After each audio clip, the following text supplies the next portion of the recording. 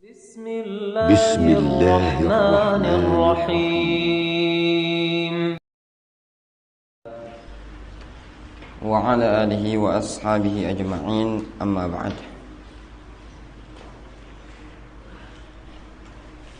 Masih kita lanjutkan pembahasan i'tikaf.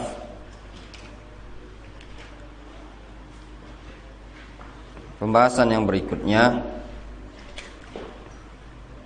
fa'idha basyara dunal farji hal yafsud i'tikafuhu.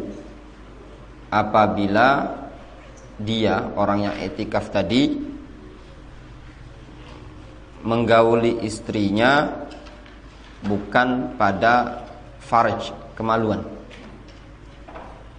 Hal yafsud i'tikafuhu, apakah i'tikafnya bisa batal, rusak? Fihi salasatu aqwal, padanya ada 3 pendapat. Idil, baca Idil.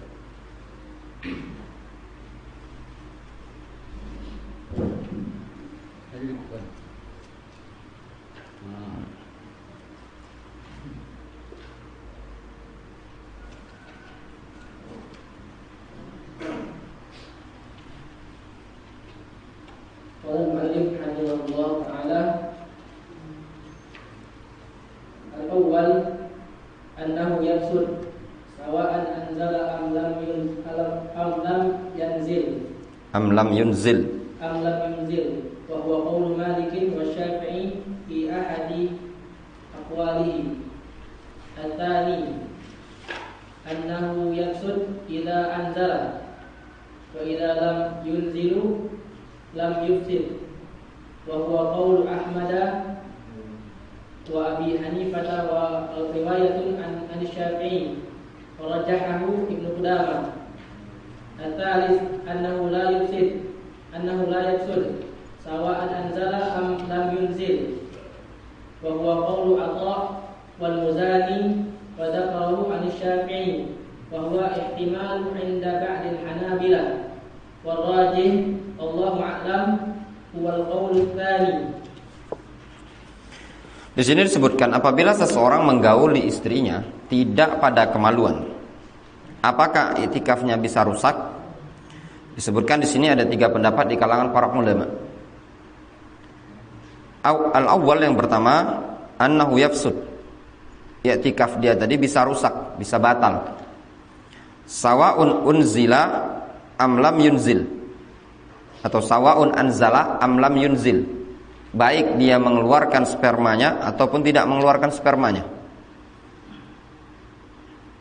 Wa huwa qaulu Malik wa Syafi'i fi ahadi aqwalihi, dan itu adalah pendapat Imam Malik, al-Imam Syafi'i di salah satu pendapat beliau.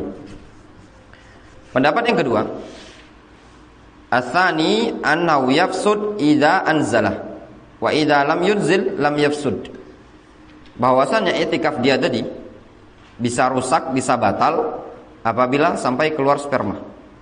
Namun kalau tidak keluar sperma, maka tidak batal.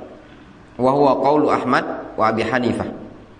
Ini adalah pendapat Imam Ahmad dan pendapat Abu Hanifah. Dalam artian merinci, orang yang menggauli istrinya ketika sedang i'tikaf, kalau sampai keluar sperma, ini ingat pembahasannya menggauli tidak pada kemaluan istrinya.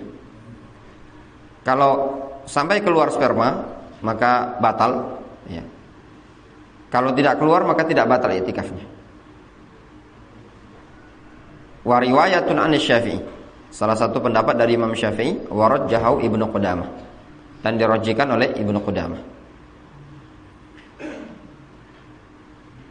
As-salits, pendapat yang ketiga, annahu la yafsud, i'tikafnya tidak batal.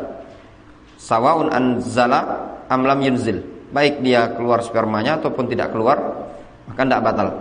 Wa huwa qaulu Atha, itu pendapatnya Atha bin Abi Rabah, wal Muzani, al-Imam al-Muzani, murid dari al-Imam Syafi'i, wa dzakarahu an Syafi'i, dan beliau menyebutkan juga dari al-Imam Asy-Syafi'i. Wa huwa ihtimalun inda ba'dil Hanabilah, dan pendapat ketiga ini adalah pendapat yang ada kemungkinan dari kalangan ulama sebagian Hanabilah. Namun kata penulis buku ini, warraji wallahu alam wal qaulu tsani, pendapat yang terkuat adalah pendapat yang kedua, merinci. Kalau seandainya seorang laki-laki yang iktikaf tadi menggauli istrinya tidak pada kemaluan istri, kalau sampai keluar maka batal iktikafnya, kalau tidak keluar maka tidak batal. Ini sekedar teori saja ya, teori.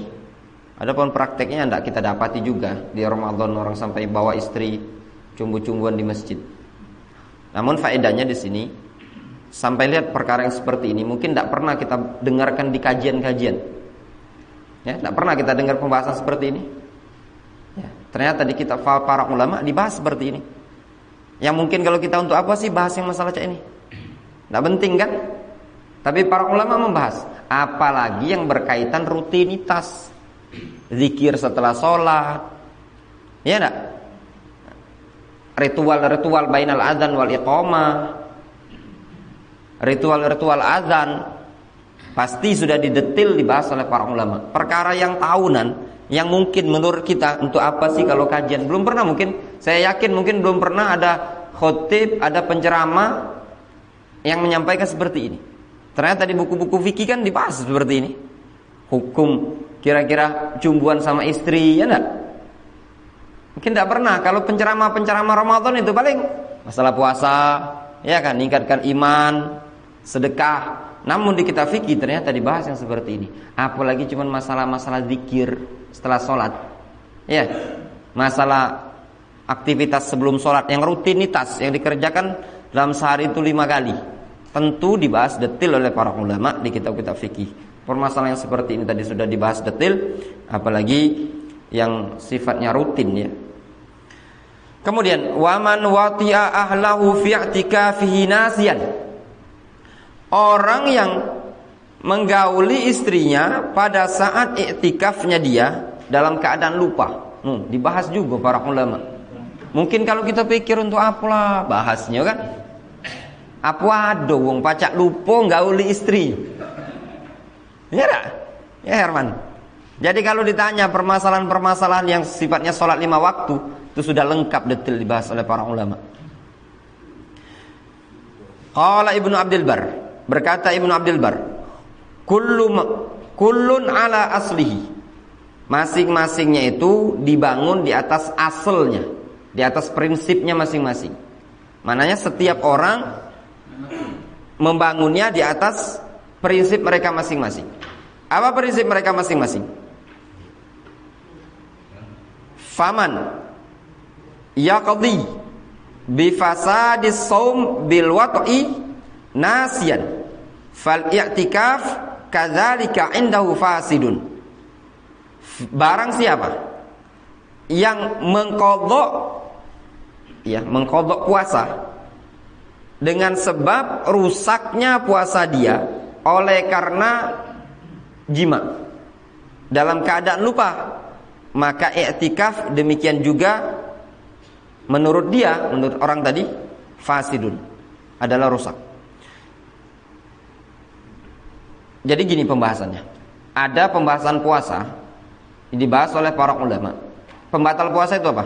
Makan, minum, jima, ya. Makan, minum, kalau lupa batal enggak puasa? Enggak lupa. Untuk jima, lupa. Siang hari balik dari masjid, lupa kalau ini bulan Ramadan, lupa kalau lagi puasa. Ya enggak? Melihat istri lagi menggairahkan, terjadilah apa yang terjadi bulan Ramadan. Ya Herman, itu tadi. Nah, lupa kalau ini puasa, batal enggak? Ini ada khilaf di kalangan para ulama. Menurut sebagian para ulama enggak batal. Enggak batal. Karena lupa, sama cak makan tadi. Kalau lupa kan enggak masalah kan? Balik-balik, aus, ada banyak minum, diminum. Ya. Kalau lupa ya enggak masalah. Gitu.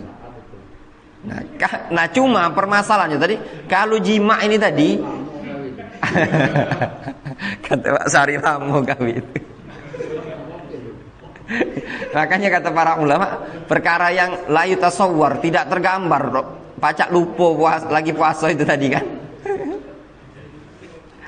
Kemudian di sini Ibnu Abdul Bar menyatakan, Wa man lam yafsud as-shaum bil wat'i nasiyan lam yafsud bidzalikal i'tikaf. Barang siapa yang puasanya tidak rusak oleh karena hubungan badan dengan dasar lupa, maka i'tikaf juga dengan dasar itu tidak rusak. Ya. Jadi tergantung dengan prinsip mereka masing-masing. Kalau prinsip dia menganggap puasa tadi batal karena jima, maka i'tikafnya juga batal karena jima. Kalau lupa. Kemudian, idza kharaja minal masjidi li ghairi hajatin, apabila keluar dari masjid tanpa hajat, tanpa ada kebutuhan. Tanpa hajat. Hajat itu kebutuhan, ya. Silakan Dr. Vicky.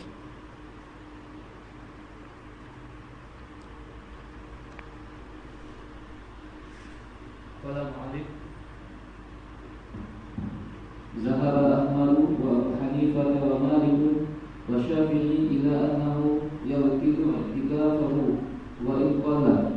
Wa zahaba Abu Yusuf wa Muhammad ibn Hasan ila annahu la yafsudu hatta yakuna aksara min nisfi yawmin li'anna al-yasiru ma'fuun anhu bidalilin anna an-nabiy sallallahu alaihi wasallam ja'atu Safiyah wa huwa mu'takifun thumma qama ma'aha liyaqlibaha wa ujiba an zalika biman'i adami wujudil haja fa innahu sallallahu alaihi wasallam khashiya 'alaiha liqaunihi laylan wa wajibu huwa al-qawl al-awwal wallahu a'lam.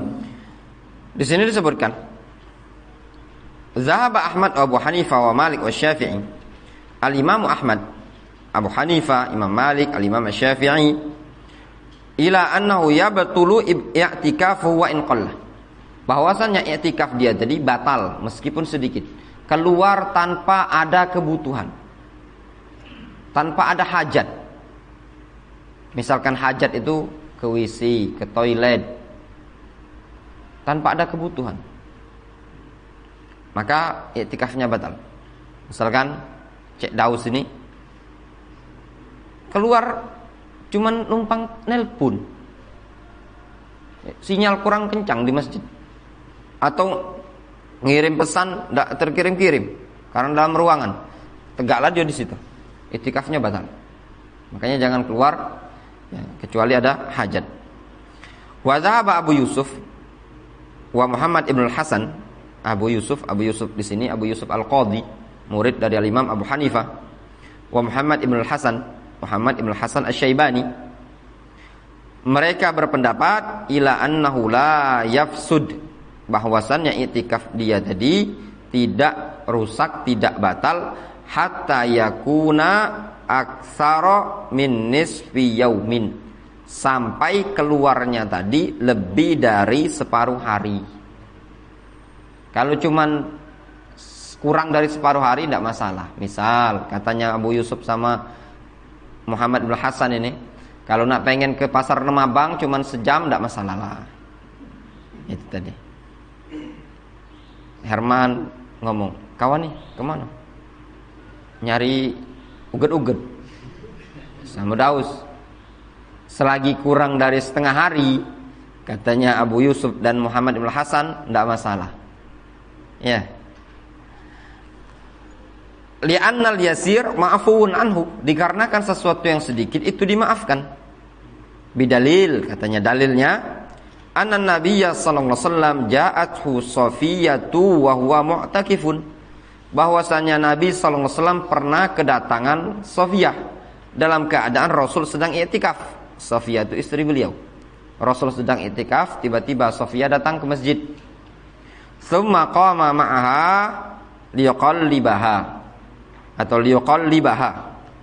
Kemudian Rasul bangkit berdiri bersama Safiyah liqallibaha, untuk membalikkannya. Membalikkan itu mengantar balik. Ya. Mengantar balik.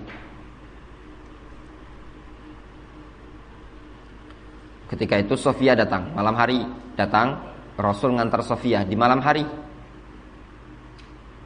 Wa ujib anzalik, alasan mereka mengatakan boleh berdalil dengan kisahnya Sofia di antara Rasul ini tadi dalam keadaan Rasul sedang iktikaf. Hal tersebut dijawab biman'i adami wujudil hajah, dengan pelarangan dikarenakan tidak adanya hajat. Namun untuk Rasul itu ada hajat. Yang dilarang itu karena tidak ada hajat. Adapun Rasul ini ada hajatnya. Apa hajat beliau? Fa innahu sallallahu alaihi wasallam khasyiya 'alaiha likauni lailan. Dikarenakan Rasul ada kekhawatiran terhadap Sofia karena kondisi waktunya adalah malam hari. Kedatangan Sofia tersebut di malam hari, khawatir kalau ada apa-apa di jalan. Warrajih wal qaulul awwal, pendapat yang kuat adalah pendapat pertama, tidak diperbolehkan keluar masjid tanpa ada hajat kebutuhan. Adapun Rasul ngantar Sofia balik ini tadi, itu dikarenakan itulah kebutuhannya. Apa kebutuhannya? Dikarenakan beliau khawatir kalau balik dewek istri tadi, siapa tahu dibegal di jalan kan. Herman tiba-tiba lagi iktikaf, tiba-tiba datang istrinya. Nah, Hai Herman maklum lah kan, khawatir Kak Kalidoni di sini banyak begal malam lah, jam 10 malam, jam 11 malam. Ya akhirnya diantar bawa motor. Boleh enggak? Jawabannya boleh. Adapun tadi cuma nyari ugat-ugat, ya kan? Ngantarkan orderan ikan, ini tadi enggak berlaku. Ya Daus ya, jangan galak, jangan diajak Herman ya. Ngomongnya baik setelah Lebaran insyaallah. Kalau nak nyari ugat-ugat, sekarang nak fokus ibadah. Kemudian ini pembahasan terakhir ya sedikit pagi hari ini. Man ya'takafa al-ashrul awakhir famata yabda i'tikafuhu. Orang yang i'tikaf 10 terakhir Ramadan, kapan dia memulai i'tikaf? Nah, ini kemarin ya. Kawan-kawan kita ini tadi pengen i'tikaf 10 hari terakhir dari tanggal daftar itu tanggal belas-belasan. Pengen i'tikaf. Nah, kira-kira kapan mulai start masuk masjid? Wa fil mas'alah qaulan. Pada pendapat ini pada permasalahan ini ada 2 pendapat. Silakan Dr. Fikih. Al-awwal annahu ya'takifu min ba'di sholati subhi min al-yawm al-hadi wal 20 wa huwa qaul al-Auza'i wal Laits was-Sawri wastadallu bi hadits Aisyah radhiyallahu anha alladhi fi sahihaini anna an-nabiy sallallahu alaihi wasallam kana idza arada an ya'takifa al-ashra al-awakhir shalla al-fajr thumma dakhala ma'takafahu. Dah cukup. Ada 2 pendapat dalam masalah ini. Kapan mulainya? Pendapat pertama menyatakan annahu ya'takifu min ba'di salati subhi minal yaumil hadi wal 20. Pendapat pertama menyatakan dia mulai masuk masjid, orang yang ingin itikaf tadi mulai masuk masjid setelah salat subuh pada hari ke-21. Puasa ke-21, Pak. Subuh kemarin. Itu pendapat pertama. Wa huwa qaulul Auza'i wal Laits ibnu Sa'ad wa Sufyan ats-Tsauri. Ini adalah pendapat Al-Imam Al-Auza'i Abdurrahman ibnu Amr, Laits ibnu Sa'ad, Abul Harits Al-Fahmi, Ats-Tsauri Abu Muhammad Sufyan ats-Tsauri. Wastadallu bi hadits Aisyah. Mereka berdalil dengan hadis Aisyah allazi fi sahihain, yang ada dalam kitab Sahihain. Sahihain itu Bukhari Muslim. Aisyah menceritakan anna Nabiyya sallallahu alaihi wasallam kana idza arada ay ya'takifa al-ashrul awakhir shallal fajr thumma dakhala mu'takafahu. Bahwasanya dulu Rasul apabila beliau ingin i'tikaf di 10 terakhir Ramadan, beliau salat subuh, kemudian setelah salat subuh barulah beliau masuk mu'takaf, tempat i'tikaf. Nah, katanya mereka ini menunjukkan Rasul itu mulai masuk tempat i'tikaf, yaitu masjid, setelah salat subuh. Ya, berarti mulainya setelah salat subuh. As-tsani, pendapat yang kedua. Silakan lanjutkan. الثاني أنه يبدأ من غروب الشمس اليوم العشرين وهو قول أصحاب المذاهب الأربعة وطائفة من أهل العلم لأن العشر تبدأ من غروب الشمس ولحديث أبي سعيد الخدري رضي الله عنه في الصحيحين أن النبي صلى الله عليه وسلم اعتكف العشر الأوسط في رمضان يلتمس ليلة القدر ثم بانت له أنها في العشر الأواخر فقال من اعتكف معي فليبت في مؤتكفه. Pendapat kedua dan pendapat kedua inilah yang kuat. Kapan mulainya?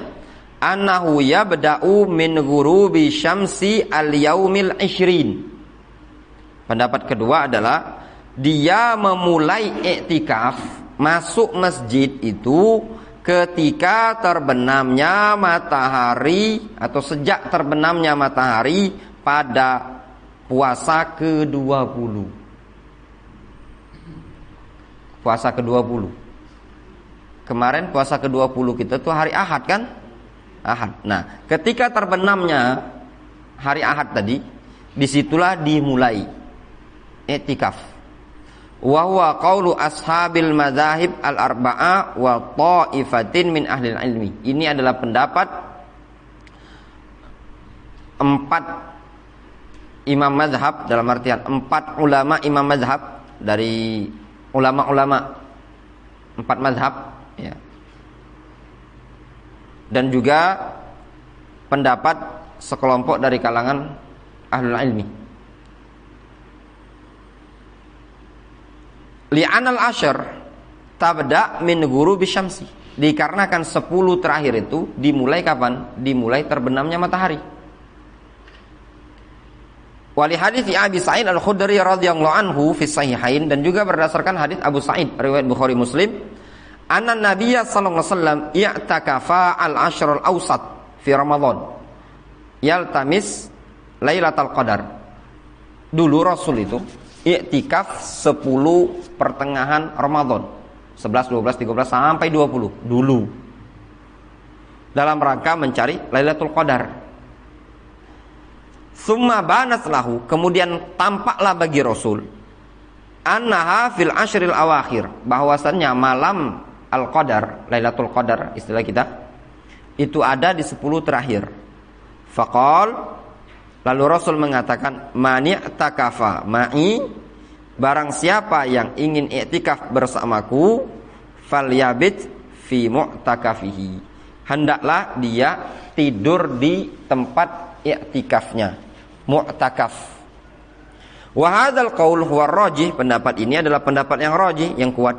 Wa huwa tarjihu syekhina al-'allama Muqbil Al-Wadi'i rahimahullah taala, dan ini adalah pendapat yang dikuatkan oleh guru kami Syekh Muqbil Al-Wadi'i. Wa amma min hadits an hadithi Aisyah, adapun tentang hadis Aisyah yang menyebutkan Rasul itu masuk ke tempat i'tikaf pagi-pagi hari ke-21, fa awwaluhu bi annahu dakhala min awwalil lail, mereka mentakwilnya, ya, memaknakannya bahwasanya Rasul itu telah masuk di awal malam. Sebenarnya Rasul itu sebenarnya ada di masjid ketika awal terbenamnya matahari di hari ke-20 tadi, malam 21. Walakin, akan tetapi, innama takhalla bi nafsihi fil makan alladzi a'addahu li nafsihi ba'da salati subhi. Akan tetapi Rasul tadi menyendiri, ya, di tempat yang beliau persiapkan untuk beliau pribadi setelah salat subuh. Jadi dulu Rasul punya kemah, tenda di masjid untuk i'tikaf kan. Fungsi i'tikaf tadi fokus ibadah. Nah, beliau itu sebenarnya sudah dalam masjid semenjak malam ke-21. Namun beliau masuk kemah ini tadi pada setelah sholat subuh di hari ke-21. Awana aradat ayyadkhula makanahu alladhi a'addahu li'tikafihi uqayba salatil fajri fi sa'iri ayyamil ashr. Atau annaha aradat, bahwasanya Aisyah ingin menjelaskan bahwasanya Rasul itu masuk ke tempat yang beliau persiapkan untuk iktikaf, yaitu ketika setelah sholat fajar pada seluruh hari-hari 10. Maknanya apa? Rasul itu kalau malam biasa duduk di masjid-masjid ini, ya. Namun ketika setelah sholat subuh beliau masuk kemah. Setiap setelah sholat subuh beliau masuk kemah. Wala yata'akhkhar fi musallahu katsiran, dan beliau tidak pernah telat di tempat sholatnya tadi, ya. Wallahu a'lam. Itu tadi. Jelas? Intinya Rasul masuk ke kemahnya tadi ketika beliau setelah sholat subuh. Adapun ketika tidak sholat subuh kan beliau normal sholat ngimami kan. Nah setelah sholat beliau masuk lagi. Itu maknanya tadi.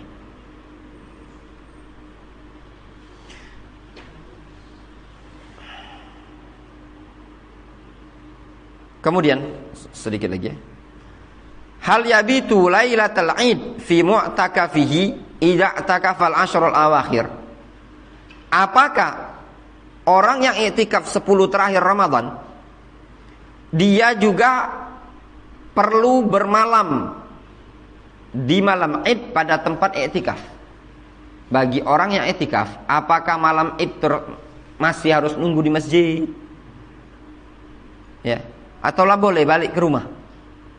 Istahabba Ahmad wa Malik dzalik. Al-Imam Ahmad, Al-Imam Malik menganggap hal tersebut bagus. Jadi menurut Imam Ahmad, Imam Malik, Daus, Vino, malam Id bagusnya antum tetap di masjid. Ya kan?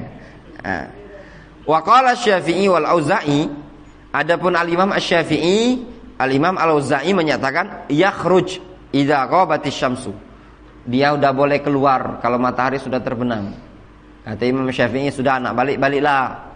Kalau puasa terakhir, buka terakhir, lah selesai, sudah balik-balik tidak masalah.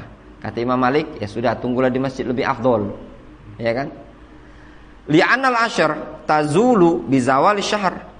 Dikarenakan 10 hari terakhir itu hilang atau lepas dengan lepasnya bulan, yaitu bulan Ramadan. Wa syahru yanqadi bi ghurubi syams. Ya. Dan bulan itu berakhir dengan terbenamnya matahari. Wa hadza huwa rajih. Dan ini adalah pendapat yang rajih, yaitu pendapat Al-Imam Asy-Syafi'i dan Al-Imam Al-Auza'i menyatakan apa? Ketika terbenam matahari di puasa Ramadan terakhir, maka sudah kelar i'tikaf, boleh balik. Wala dalila 'alal istihbab, dan tidak ada dalil yang menunjukkan istihbab, disunnahkannya. Kemudian madza yukrahu 'alal mu'takif fi i'tikafihi. Apa yang tidak disukai bagi orang i'tikaf di tempat i'tikafnya? Apa perkara yang dimakruhkan, yang tidak disukai? Qala al-Hafidz, berkata al-Hafidz Ibnu Hajar dalam kitab Fathul Bari, wal jumhur, pendapat jumhur, ala annahu la yukrah fihi ila ma yukrah fil masjid, yakni fi i'tikafihi. Jumhur ulama menyatakan tidak dimakruhkan bagi orang yang i'tikaf tersebut kecuali perkara-perkara yang dimakruhkan untuk dilakukan di masjid. Yakni fi i'tikafihi, yakni ketika dia i'tikaf. Tadi perkara-perkara yang dimakruhkan, yang tidak disukai seperti hubungan suami istri di masjid, ya, perkara-perkara yang tidak boleh dilakukan di masjid, jual beli dan yang lainnya. Itu menurut jumhur. Wa an Malik, menurut Imam Malik, tukrahu fihi as-sana'i. Tidak disukai juga atau dimakruhkan juga perkara yang dibenci as-sana'i. Sana'i itu produksi. Produksi di sini buat produksi, ya. Misalkan sambil di masjid dia punya garapan di rumah kan, entah buat pempek atau dia tadi ngadon di masjid dan yang lainnya, memproduksi hasil barang jualan dan yang lainnya, atau jahit di masjid, ngejar borongan dan yang lainnya. Ketika i'tikaf, manggangi kemplang, tadi misalkan tidak ada oleh Ibrahim, ya. Wal hiraf, dan juga hiraf hatta talabil ilmi. Bahkan Imam Malik menyatakan juga dibenci al-hiraf. Hiraf itu pekerjaan, profesi. Melakukan sesuatu profesi di masjid. Hatta talabil ilmi. Sampai-sampai Imam Malik membenci, tidak menyukai belajar. Ya, belajar di masjid sedang i'tikaf, pengajian. Itu tadi.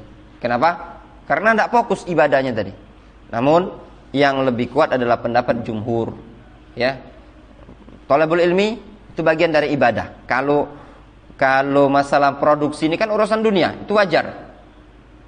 Aktivitas pekerjaan juga wajar.